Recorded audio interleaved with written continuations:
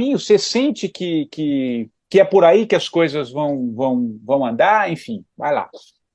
Bom, eu não tenho a menor dúvida de que sim, né? A própria obra de Chico Xavier, quem for estudá-la,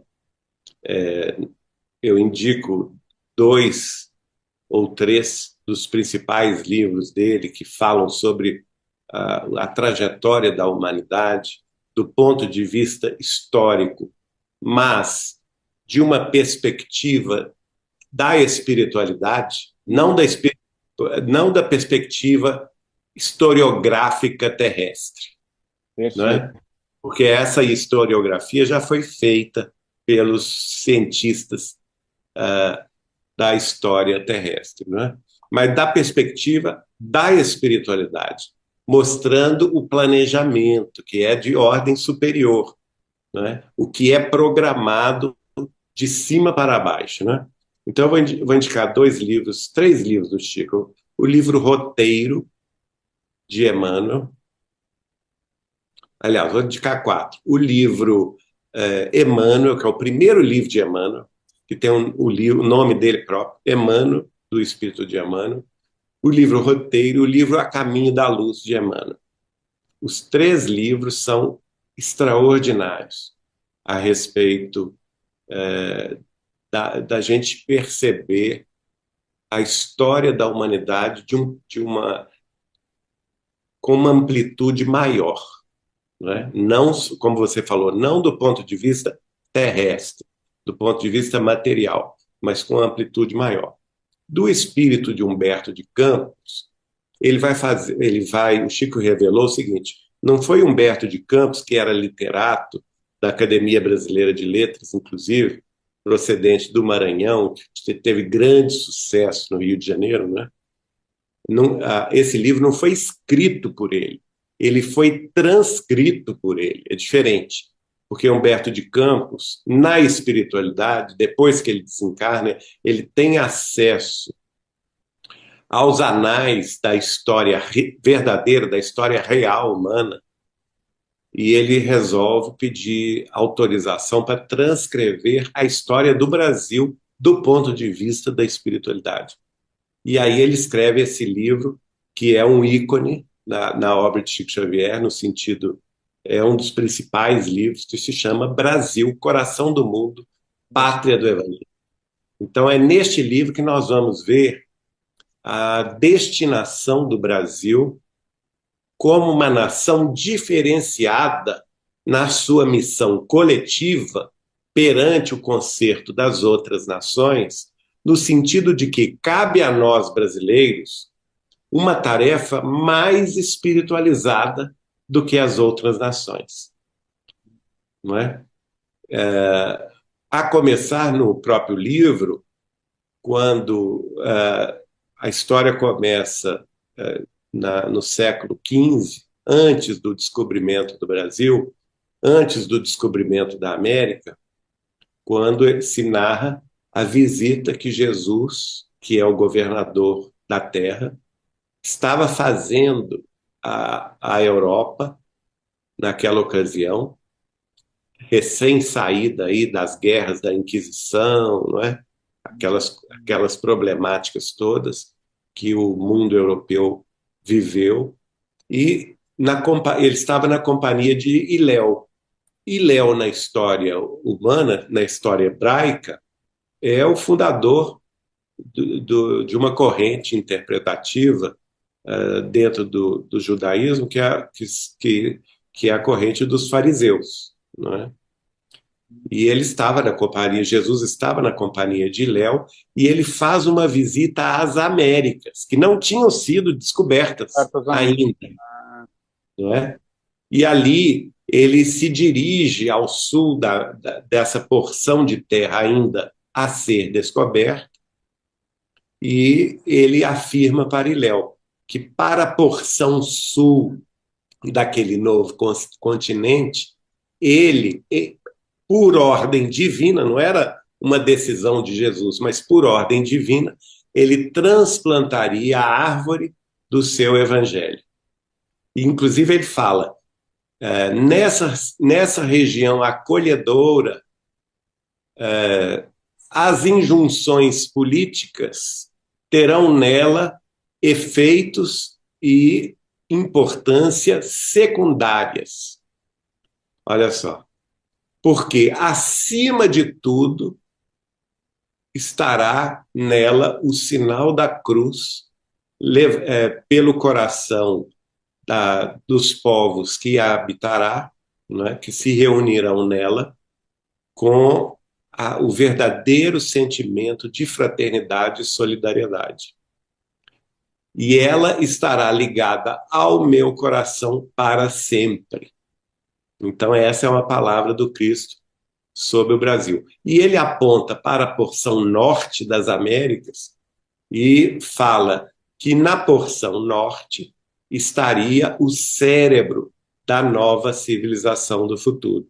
Como, de fato, acabou por se confirmar que os Estados Unidos da América do Norte, junto com o Canadá ali, se transformaram, sem dúvida nenhuma, no grande cérebro das descobertas científicas, tecnológicas, impulsionando a civilização terrestre a partir aí do século XVIII, XIX, XX, XXI, não é? E ainda fala, cérebro e coração precisarão estar trabalhando em uníssono para a construção da nova civilização regenerada do amanhã. Então, só isso aí já é uma indicativa com quem ou com quais nações nós brasileiros precisamos estar em sintonia, né? O Brasil e os Estados Unidos têm que trabalhar juntos para a construção da nova civilização do amanhã, a civilização regenerada do amanhã. Naturalmente, os Estados Unidos com a porção material, científica, tecnológica que eles já desempenham, e o Brasil também como coração com essa porção sentimental, essa porção das emoções, da espiritualidade acima de todas as coisas, né? E veja bem que isso já é realidade, porque o Brasil não somente o maior país católico do mundo, né? Ele é o maior país espírita cristão do mundo. Nunca, o Espiritismo tem poucos anos de existência, porque ele começou com Allan Kardec no dia 18 de abril de 1857 em Paris. Então, de lá para cá, nós temos aí 160, 170 anos apenas. Entre 160 e 170 anos, se a gente considerar os anos anteriores que Kardec trabalhou na pesquisa. Então, vamos pôr 170 anos. Isso não é nada em termos históricos. E mesmo assim, isso é muito pouco tempo, uma doutrina se espalhar pelo mundo. Mas mesmo assim, com tão pouco tempo, essa doutrina espírita cristã se espalhou de tal forma no Brasil que é impressionante, não é? Trouxe à pátria brasileira o sentimento muito natural de compreensão, por exemplo, da vida além túmulo, Sim.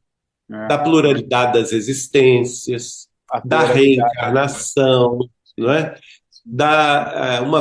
Um sentimento natural que a gente vê nos brasileiros, a aceitação natural da faculdade mediúnica de comunicação com o além-túmulo, a questão Veja que isso está na literatura, está no cinema, está na televisão, nas novelas, está no rádio, está em toda parte. Não somente dentro da doutrina espírita, porque a doutrina espírita ela não é dona da mediunidade.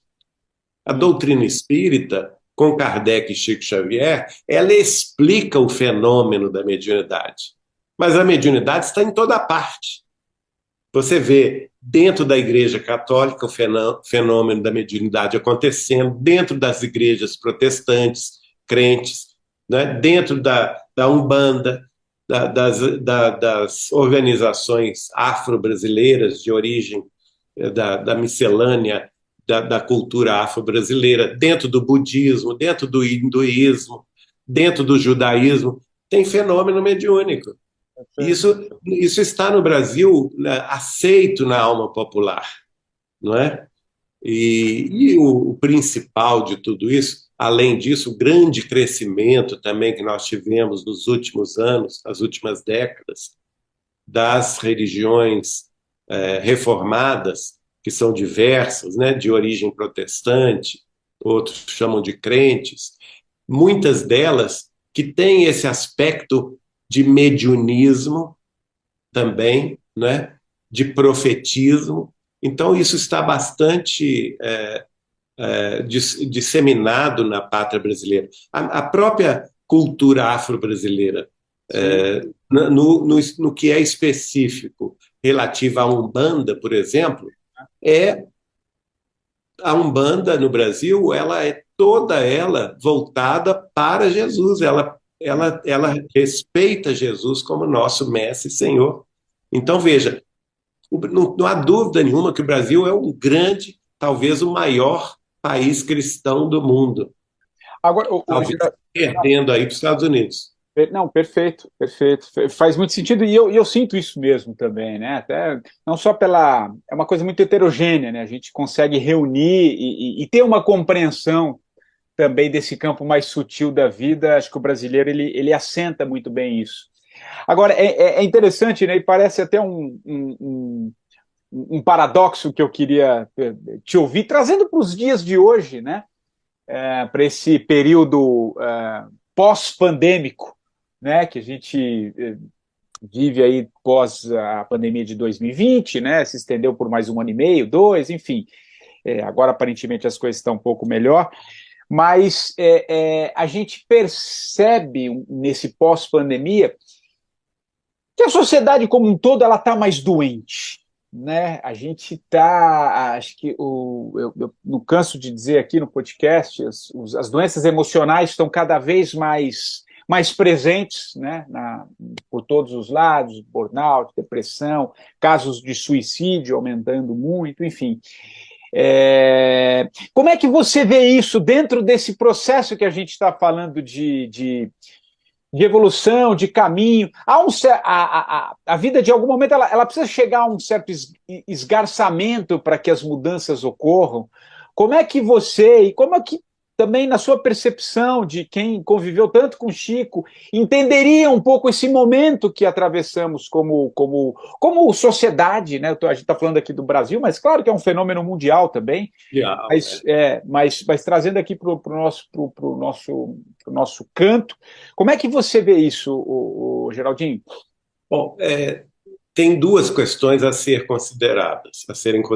A primeira, que é a obra de Allan Kardec no século XIX, especialmente o seu último livro, que foi publicado em 6 de janeiro de 1868, pouco mais de um ano antes da morte dele. Ele estuda esse fenômeno com muita profundidade. É o fenômeno que ele vai chamar de transição planetária. Então, ele vai estudar isso especialmente nos 3 últimos capítulos do livro. O capítulo 16, em que ele propõe uma teoria sobre a mediunidade de presciência, segundo a qual apenas médiuns muito especiais seriam escolhidos pela espiritualidade maior para nos mostrar o futuro e os perigos que o futuro, que as decisões humanas coletivas podem nos acarretar, não é? E, no capítulo seguinte, 17 e 18, ele vai analisar a questão da própria, dessa nova era que nós podemos chamar, essa nova era consoladora, esclarecedora, no campo filosófico e religioso, que chegaria principalmente com os conhecimentos espíritas cristãos, e no final ele fala dessa transição planetária que, assim como nós, seres humanos, evoluímos entre tropeços e acertos, não é? A gente cai, se levanta, sobe um degrau, volta um degrau, sobe mais 2, volta um, mas o sentido da nossa evolução é sempre crescente. A gente pode, no máximo, estacionar, mas a gente está num caminho certeiro de evolução ao longo dos milênios. Então, ele fala que, assim como nós, seres humanos, temos essas várias oportunidades de evolução, e vez por outra conseguimos subir um degrau a mais, as coletividades como um todo, né, principalmente as humanidades planetárias, elas também estão sujeitas a esses ciclos. Então, nós temos determinados tempos e ciclos de evolução planetária. E Kardec vai mostrar que a Terra tinha chegado a um momento crucial na sua evolução planetária, porque ela já tinha ingressado, segundo informação dos espíritos superiores, 100 anos antes do trabalho dele, portanto, no século XVIII ainda, ela já tinha ingressado nesse ciclo de transição planetária em que ela começaria, com uma série de transformações, a ruir o mundo velho, o mundo materialista, no sentido de construir uma nova sociedade espiritualista no futuro. É claro que isso não se dá de uma hora para outra. O próprio Chico Xavier, na obra dele, nós vamos ver vários livros, né? Eu vou citar 2 livros de estudos da obra dele. Um é Apocalipse segundo o Espiritismo, e o outro é Apocalipse, o Espiritismo no Centro da Revelação, de autoria de um pesquisador de nome Marco Paulo Denuti de Espírito, em que ele estuda a obra de Chico Xavier e de Allan Kardec e de Jesus, e só na obra de Chico Xavier ele encontra mais de 200 trechos escritos por mais de 20 espíritos comunicantes, espalhados em mais de 100 livros, que vão falar sobre esse momento de transição planetária. O próprio Chico Xavier, no programa Pinga Fogo, aí da TV Tupi de São Paulo, 51 anos atrás, 52 agora, né? Em junho vai fazer. Foram 2 programas em 71, um em junho ou julho, e outro na véspera do Natal. Ele vai dizer: estamos sim muito próximos de uma grande transformação planetária. E veja bem, olha o que ele fala há 52 anos atrás. As calamidades sociais, espirituais, emocionais e físicas estarão por toda a parte do planeta. E é o que nós estamos vivendo hoje. Aquilo que o Chico Xavier previu 50 e poucos anos atrás é exatamente o que nós estamos no ápice da transição planetária, entende? E é preciso ter essas calamidades. Kardec chama isso de flagelos diversos, na sua obra, lá no capítulo 18 do livro A Gênese, os Milagres e as Predições segundo o Espiritismo. E segundo Kardec, quando a humanidade chega a um ponto de inflexão na curva da sua evolução, ele coloca que é necessária chegar como prova a essa humanidade o que ele chamou de flagelos diversos. Porque, do contrário, se deixasse que a evolução planetária corresse por conta própria, sem grandes eventos, para chacoalhar as suas bases, não é? Para tirar os seres humanos e a sociedade da sua zona de conforto, ela talvez demoraria milênios ou centenas de anos para mudar. Então, esses flagelos diversos, eles funcionam por 2 vias. De uma via, eles fazem a expiação coletiva, porque todos nós aqui na Terra, sendo um planeta de expiação e de provas, nós temos dívidas para saldar, de passadas existências, dívidas coletivas. E, ao mesmo tempo, nós estamos submetidos à prova, à grande prova da fé e da espiritualidade, que nós precisamos conquistar.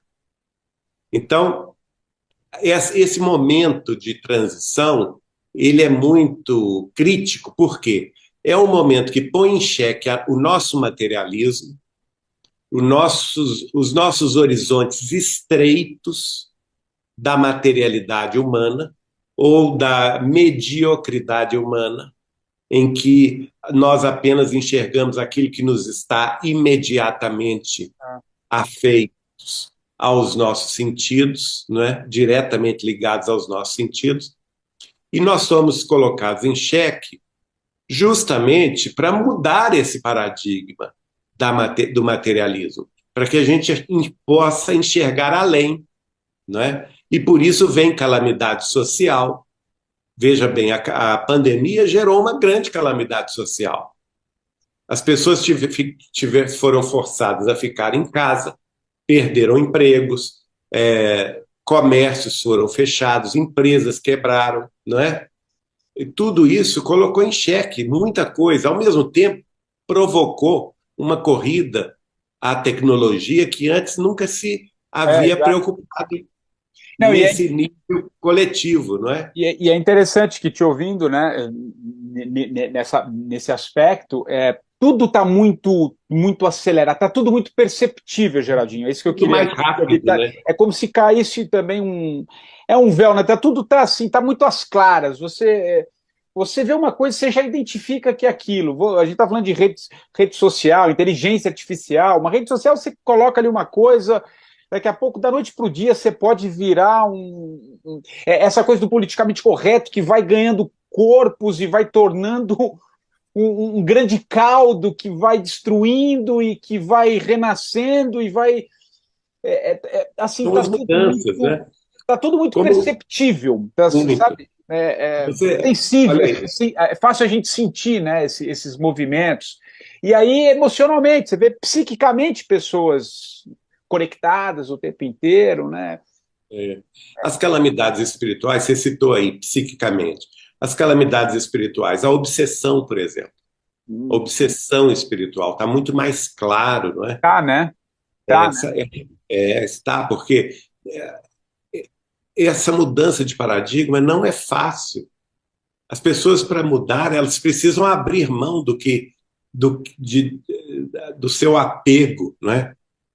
Apego aos vícios, apego aos crimes, apego à corrupção, apego à sexualidade, à sensualidade exacerbada, não é? Então nós temos que mudar. Isso vai gerar também calamidades emocionais. Você citou aí a depressão, a tristeza. Já é a maior pandemia do mundo hoje é da depressão, Não. é da ansiedade, é da bipolaridade, é justamente as pessoas que estão perdidas nessa questão emocional, né? Sem falar na questão física. Nunca se teve tantos terremotos, tantos tsunamis destruidores, como agora, avalanches, questão ligadas, por exemplo, a enchentes no mundo inteiro. Agora, por exemplo, nós estamos assistindo o hemisfério norte, tendo devastações no campo de temperaturas baixíssimas, né? No inverno rigorosíssimo, como há 50 anos, 70 anos não ocorria, com cidades. Esse ano, por exemplo, nevou em Miami, não é? Miami, uma cidade que era praticamente que tinha temperaturas de Caribe, né? Que Não. está muito próxima ali do Caribe, sempre teve temperaturas altas, mesmo no inverno, e esse ano nevou lá. Então, uma das previsões do Chico a respeito, inclusive, é que nós vamos viver ainda no século XXI uma mini era do gelo, que pode tornar a vida no hemisfério norte profundamente desconfortável, onde as temperaturas lá cairão a temperaturas de muitos graus, muitas dezenas de graus abaixo de zero. E para onde esse povo vai recorrer? Justamente para a América do Sul, para o Brasil, para a África do Sul, para a Austrália. Então, nós viveremos isso, segundo o Chico, que são as transformações físicas, né? Por isso é que ele diz que o Gui, nessa mesma entrevista do programa Pinga Fogo, ele vai dizer que o guia espiritual dele, Emmanuel, afirmava que a Terra seria um mundo regenerado por volta do ano 2057. Mas antes disto, ou seja, nós estamos nesse antes, né? Antes de 2057.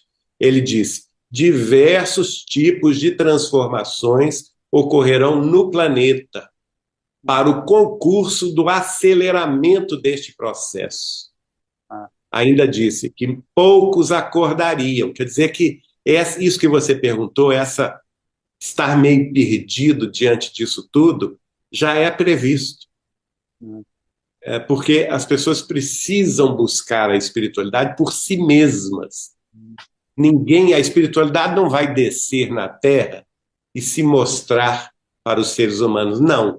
É o inverso que precisa acontecer. Esse caminho é individual, pessoal e intransferível. Nós é que precisamos acordar para fazer a nossa subida espiritual.